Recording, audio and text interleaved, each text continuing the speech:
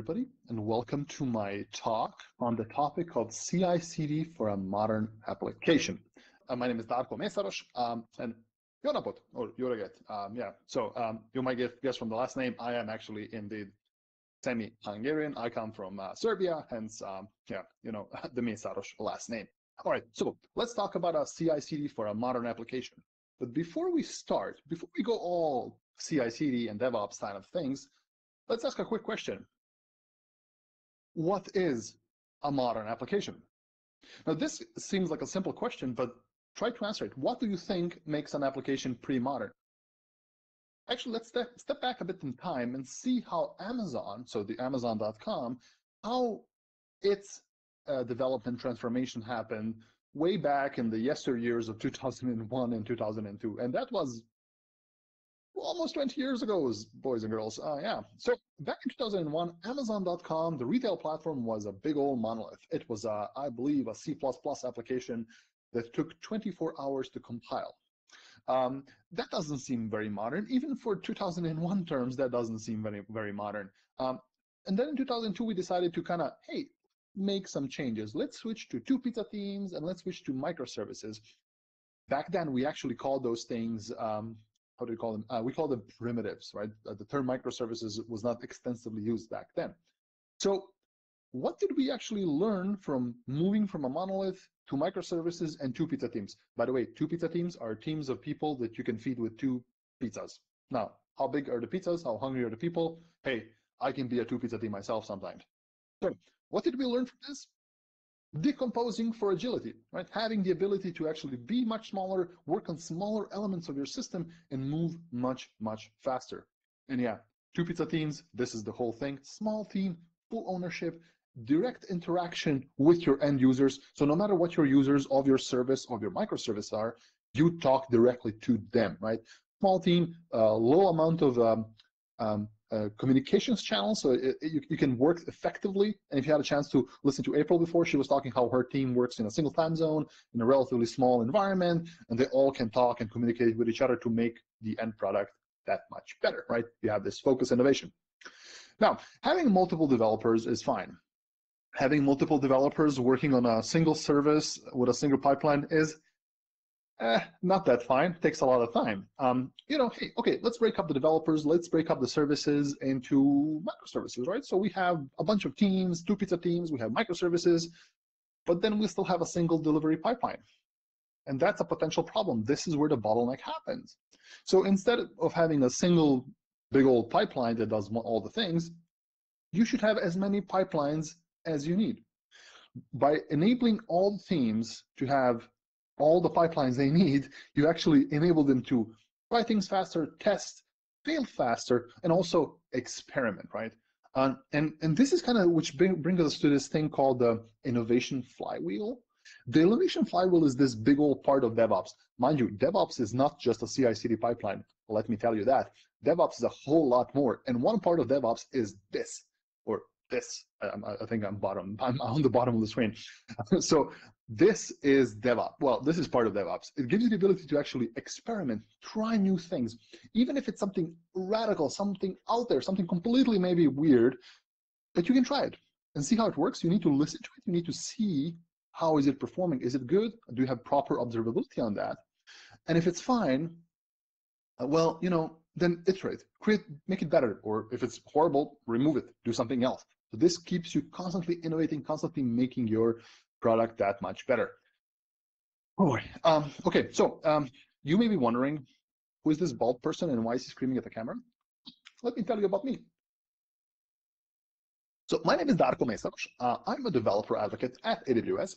I've been working for AWS for the last 5 years. As I said in the beginning, I come from Serbia. I'm actually coming from the north of Serbia, a lovely town called Sabatka, or Subotica. It's basically a majority Hungarian population, hence my father is Hungarian, hence kicsi beszéljük magyarul, but not too much. And I have different spellings of my name depending on which document you look at. I started in AWS in premium support, moved on to solution architecture, and now, well, I get to scream at people through the camera. And if you want to hear more content from me, I do a lot of videos, I do a lot of things on Twitch and YouTube. Make sure to check it out there. Find me on YouTube and Twitch, and I would be much happy to share more information with you. Oh yeah, I'm based in Berlin, Germany. Okay, enough of the bald people. Let's talk about the modern application. So what changes do you need to make into your application to make it more modern or to apply best practices, right? From doing something like changing architectural patterns to move to microservices, to apply DevOps into your software delivery practices, and also changing the operational model to serverless, moving on from having standard physical servers to serverless architecture. And that's very important for a modern application because it lets us focus more. Now, speaking of serverless, what is serverless? First of all, let me make a joke. This joke has to happen on any talk that mentions serverless. There are servers in serverless. With that out of the way, what is serverless? Serverless is an operational model rather than a lack of servers. It's just a way you can provision, run, and manage your infrastructure without actually having to provision and manage your infrastructure at all. So you just give it some piece of code or give it a task to do, and it does it, and you don't really care about patching, provisioning, taking down, or whatever, right? It's by nature of the way it's built, it should be automatically scalable and highly available because it's a very distributed system. You only pay for value. Basically, you can boil down the costs of a serverless architecture down to a single API call. There's almost no idle cost. Like there's almost no time that a system is just sitting there and doing nothing. It's always performing something else. And of course, due to its scalability and the different services we have and limited services we have, it's more secure.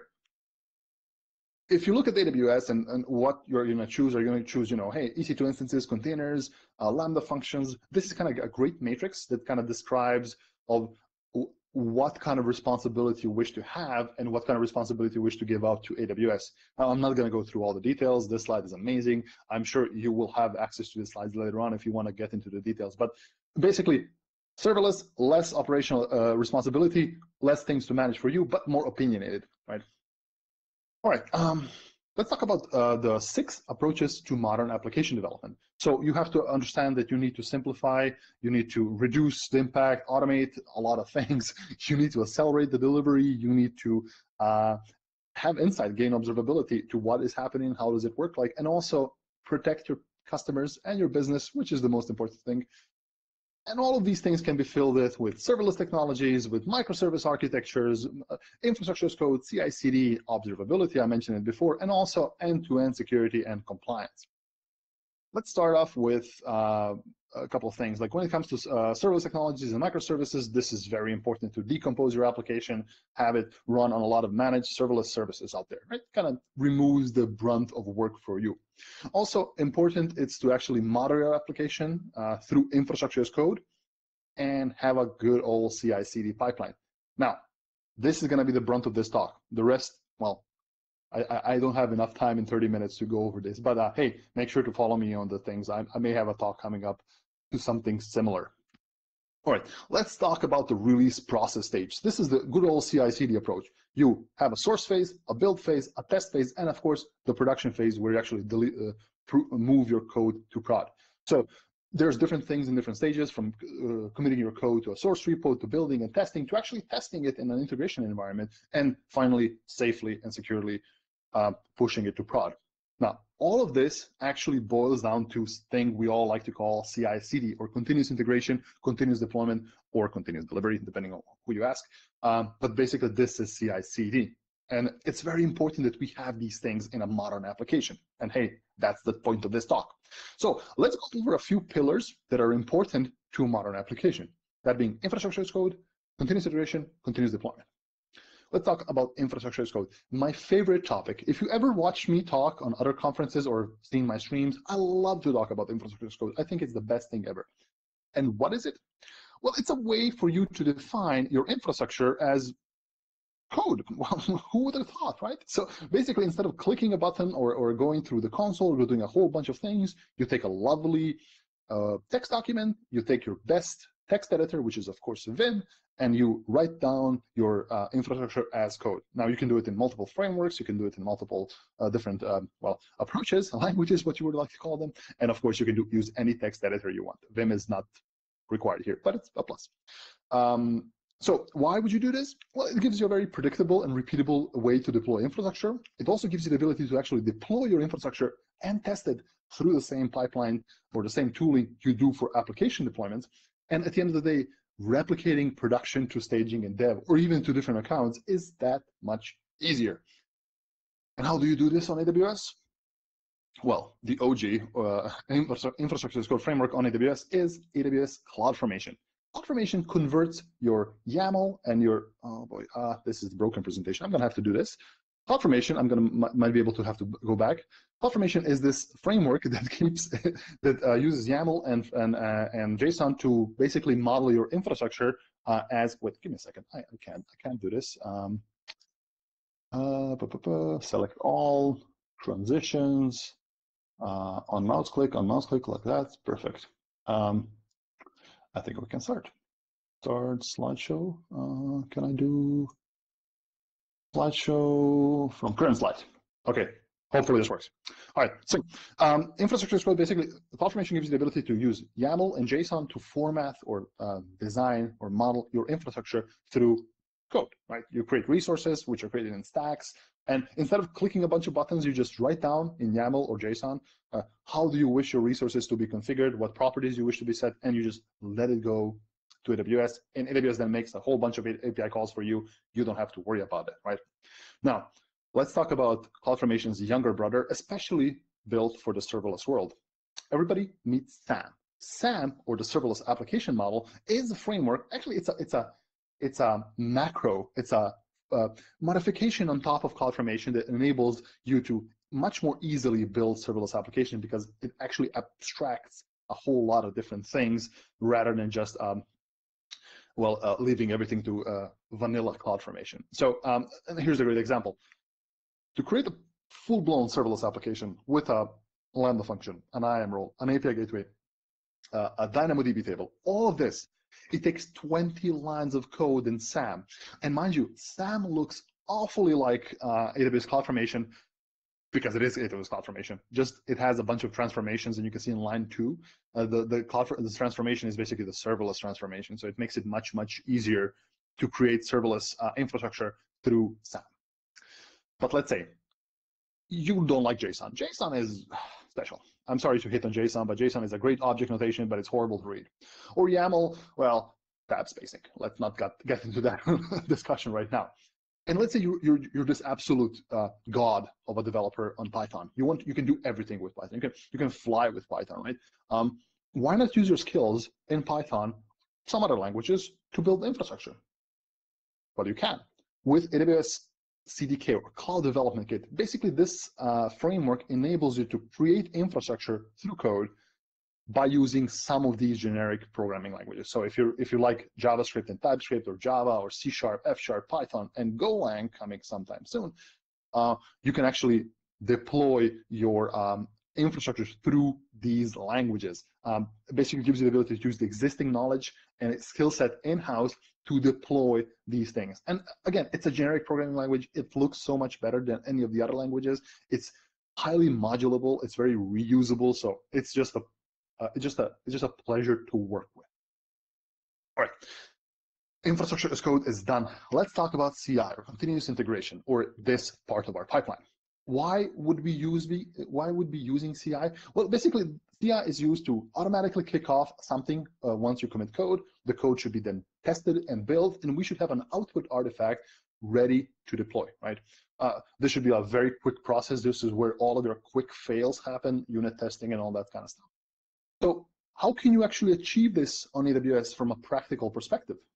Which service should you target? Well, AWS CodePipeline is the pipeline tool. It's the tool that basically connects a bunch of different stages of your CI process together, from your source to your build.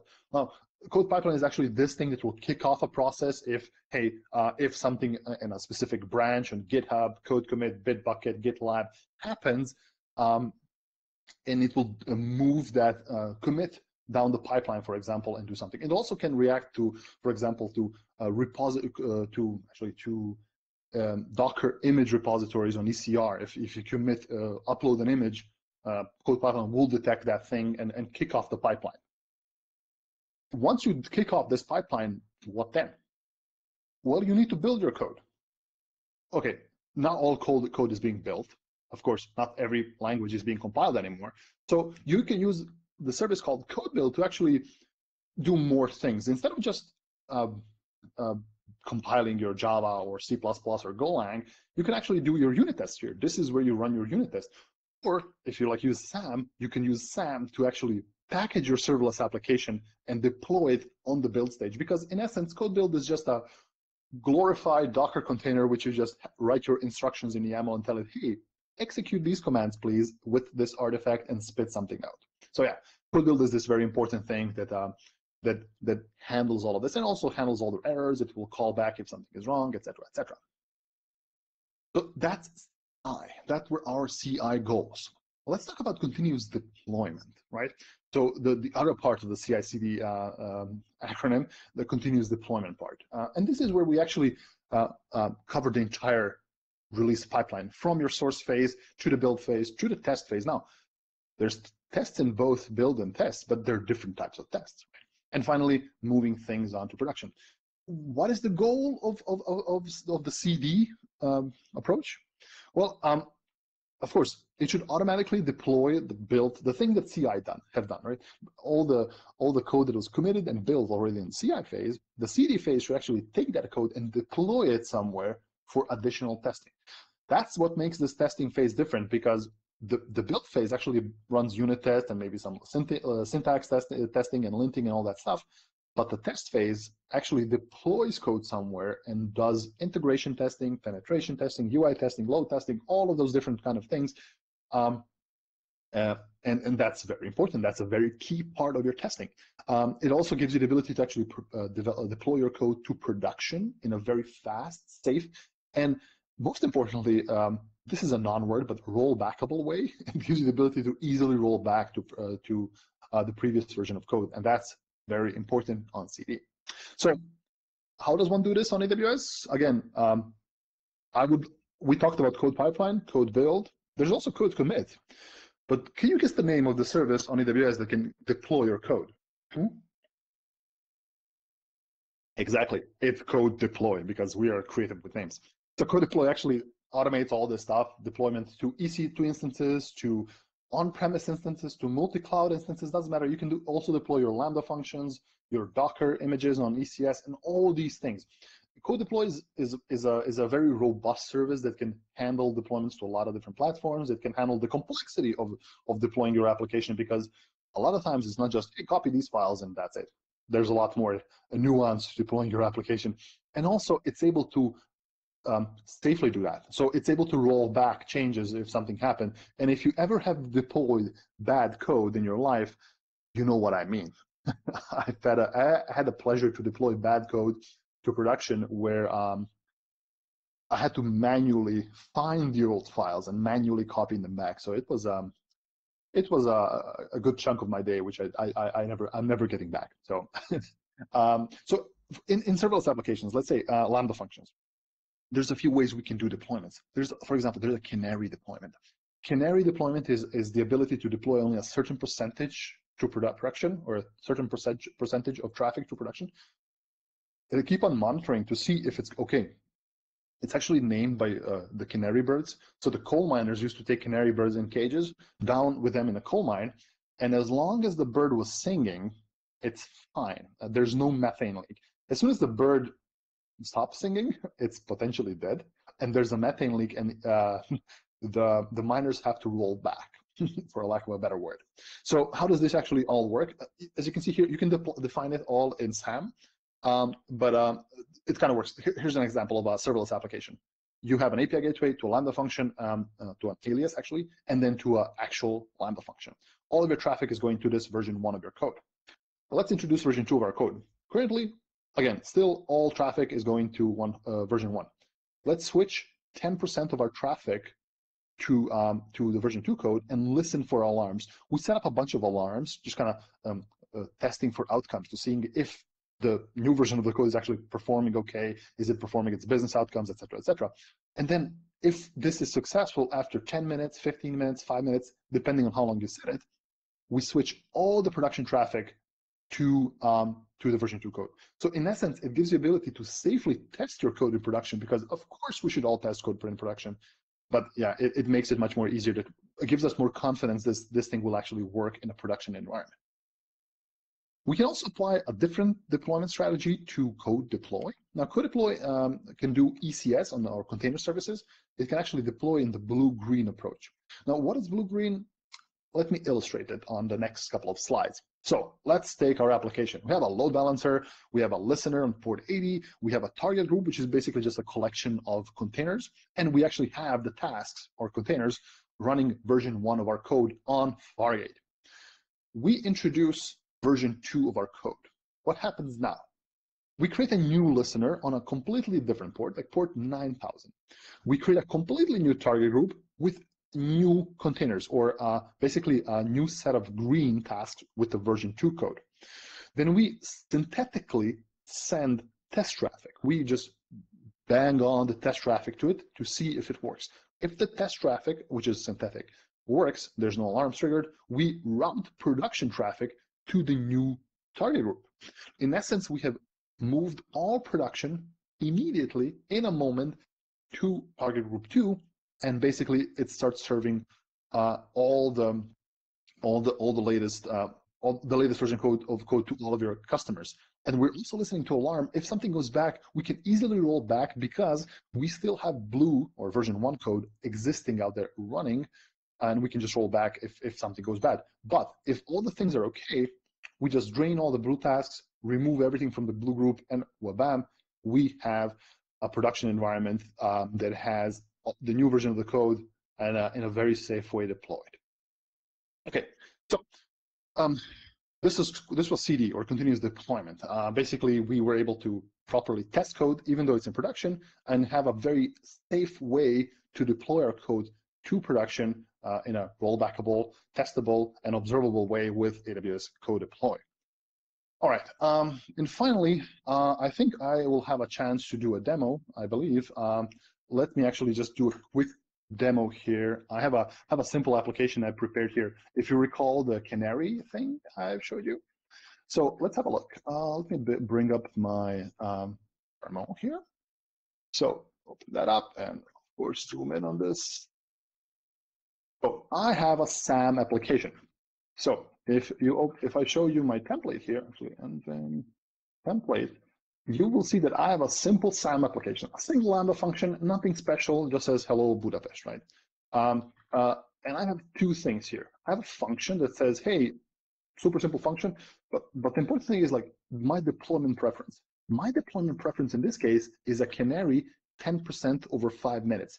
That means when I deploy my Lambda function, it will create a Canary deploy that will deploy 10% of the traffic for the next 5 minutes and listen to this alarm. Right? I've created, if you go up, I've created an alarm here that basically listens to the Lambda function latency. And if my latency is longer than 1,800 milliseconds, it will roll back. So if I deploy a Lambda function that takes longer than 2 seconds, for example, it will actually detect this as a problem and roll back my deployment to the original version. So let's actually have a look. So if I go HTTP, do I have this? HTTP, oops, not that, HTTP. So this is the currently running version. It says hello Budapest, that's fine. Let's actually edit the application. I'm gonna go hello world and app.py. I'm gonna go down and say hello latency. And let me introduce artificial latency here in the form of, I don't know, let's do 5 seconds here. Save it, quit, SAM deploy. Now, I'm not going to be able to show you all the things because it takes 5 minutes to deploy, and I don't think I have that much time, but I'll show you actually how the deployment process is going. So AWS SAM is currently deploying my application through CloudFormation. Again, it's creating a change set, it's going to be modifying these things, and now it's going to be showing my status of that. To show you the status, where is this thing? Yes. So we can see that my SAM Canary stack should be update in progress. We will see that there's some changes here, but most important of all, let's actually go to CodeDeploy. So CodeDeploy, deploy, as so. Click on that, and we will be actually seeing a deployment kicking off. There's a deployment in progress. If I click on this, and oh my God, that's horrible. I can see that there's a deployment status. There's currently traffic shifting. We can see that I have 10% of my traffic being pushed to the new version of the code, or the latency version of my code, and it's going to wait for approximately 5 minutes unless it gets alarms. Now, alarms in this case will be triggered, but I think it takes like 3 minutes to actually detect the alarms. At least that's how I configured my alarm to. It needs at least 2. I believe it's 2. Is it 2? I believe it takes two bad points in time, which are minutes away from each other. So at least 2-3 minutes takes for the alarm to trigger. But as soon as this would finish, and basically it would roll back to the Hello Budapest. It wouldn't roll back my application. So with the proper alarms in place, with the proper deployment strategy in place, even if I commit broken code, which my Lambda function technically is because you don't want to wait 5 seconds for anything, you will be able to it will roll back automatically without actually affecting your customers all that much. Let's let that finish, and we'll check back into it in a moment. I wanna just finish off this presentation. A couple of takeaways. Treat your infrastructure as code. It helps you do things much faster, much more controllable. Use things like CloudFormation, Terraform, SAM, CDK, Pulumi, whatever is your infrastructure as code tool of choice, make sure to use it. Make your life so much easier. Make sure to frequently build and integrate your code. Do builds often. You want to fail fast. You want to make sure you have all the unit tests in place. You want to be able to push those things out so you can try new things, fail fast, learn from them, and try again. By you having continuously ability to release software in production using Canary deployments and even blue-green deployments, but make sure to have those alarms in place for automated rollbacks, because you don't want to be woken up at 4 a.m. that you need to roll back your code manually like somebody you may know. And when using Canary deployments, actually, it's not just about alarms. Does my code work, or does my application serve a business purpose? It's also ability to get business feedback, because you can keep on monitoring to see has the business changed. Your Canary deployment can be much longer. So you can see potential business metrics coming out of that new version of the code, and it's not just for you; it's also from some other business decision makers. So, okay. With that out of the way, let's actually just check back into our code to see if there's anything changed here. I believe it's not changed. It's going to take a bit more, but yeah, maybe some other time. So, thank you very much. Köszönöm szépen. My name has been Darko Mészáros. I really hope you enjoyed this presentation. I love delivering these kinds of talks, and I always love delivering them to an audience I've never met before. And apologies, I'm not there in person. It was almost this close for me to be in there person earlier this year, but hey, the plague happened. So yeah, make sure to follow me on the social medias if you want more information. Feel free to reach out to me. Any questions, I'm very happy to answer.